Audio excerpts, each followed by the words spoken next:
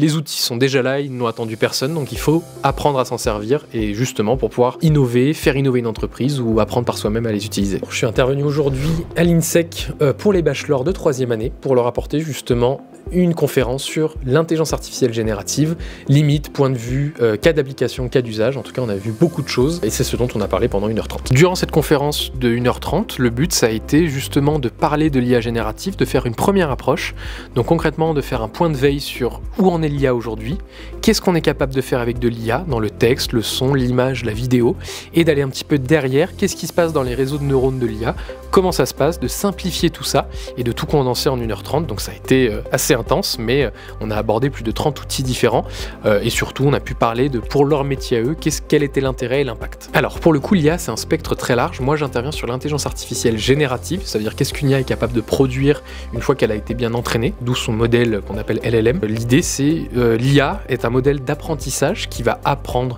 en stockant du texte, des images, du son et pouvoir remettre des choses qu'elle va créer, sachant qu'elle ne crée pas vraiment, elle assemble justement tous ces éléments pour apporter quelque chose de nouveau. Ma vision pour le futur de l'IA, c'est simple, c'est de dire qu'en fait c'est plus simplement un signal, on est face à un outil qui est clairement dans notre société, tout le monde l'utilise, tout le monde sait que tout le monde l'utilise, donc le but c'est justement de former à l'usage de l'IA de la bonne façon, avec les bonnes pratiques, mais concrètement l'IA va devenir un outil de tous les jours comme l'était la suite Adobe, la suite Office ou même l'ordinateur. On part du principe que l'IA va faire évoluer les métiers de demain, tout simplement parce qu'elle est capable d'écrire du texte, de générer des images, du son, de la vidéo, donc en fait on est face à une équipe